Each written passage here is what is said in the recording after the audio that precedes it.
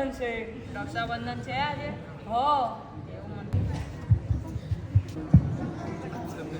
બટાટ કર. હા હવે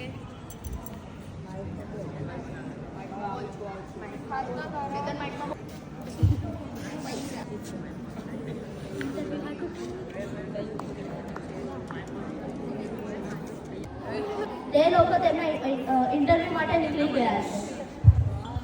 તમે જોઈ રહ્યા છો ફાલતુ. આજે તમારી સમક્ષ આવી રહ્યા છે નેતાજી. તમારી જાણકારી માટે મેં કહી દઉં કે આજે તે પ્રાઇમરીમાં પણ આવ્યા હતા. મારા પૈસા આપવાનું ભૂલી ગયો, ખબર તને? મારા પૈસા ક્યારે આપીશ? પહેલા મેં રિકોર્ડિંગ નહીં કરું. પછી આપી દેશે ત્યાં શોર્ટ ચાલુ. કટ. તમારી સમક્ષ આવી રહ્યા છે નેતાજી. તે આજે રક્ષાબંધનના દિવસે આવ્યા છે. તો આજે જોઈએ કે શું થાય છે. તો નેતાજી હમણાં ટૂંક સમયમાં પધારશે. તો તમે તેમને તારીખ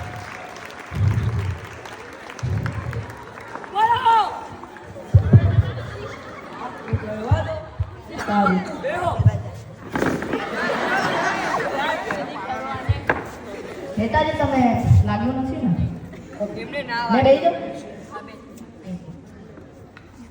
તો નેતાજી આપણા પ્રશ્નો શરૂ કરીએ. આ કેવી છે? બરાબર છે. તો મારો પહેલો પ્રશ્ન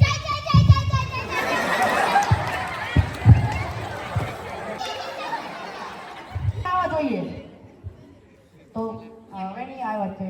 સારું કર્યું. તમે રક્ષાબંધનના દિવસને શું ગણો છો?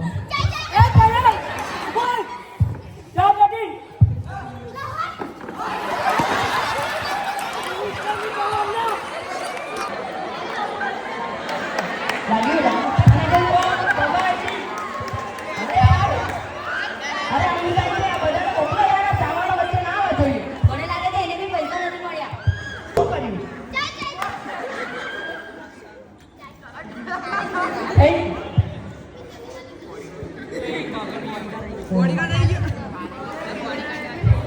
તો તમે રક્ષાબંધનના દિવસે શું કરો છો? હું રક્ષાબંધન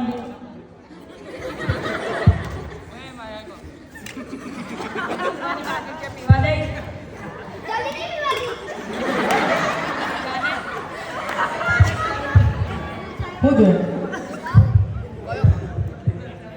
પ્લાસ્ટિકની. અરે તો મેં ફેંકી દીધો. 25 રૂપિયા. આ જાને મેં પછી આવીશ. ચાલ. મેં ખાલી એને સાદો દિવસ માનું છું.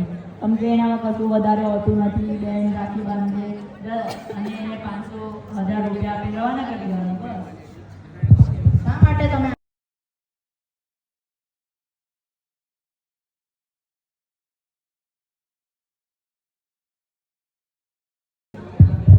પાક્કું?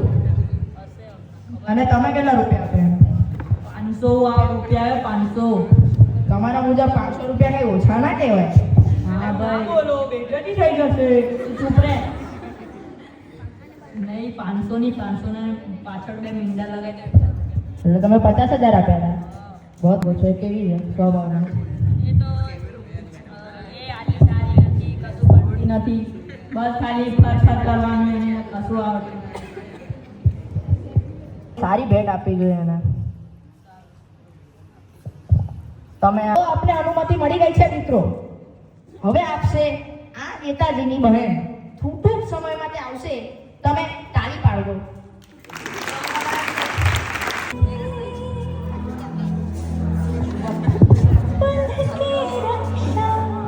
અરે બેન આખી થોડી મન થાય.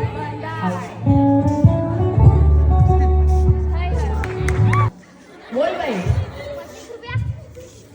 હા ભાઈ તું આપું. લે જા મજા કર જા. ખાઈ લે જા કશું.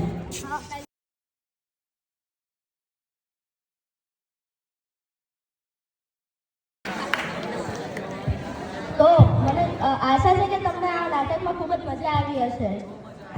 રક્ષાબંધન એ કોઈ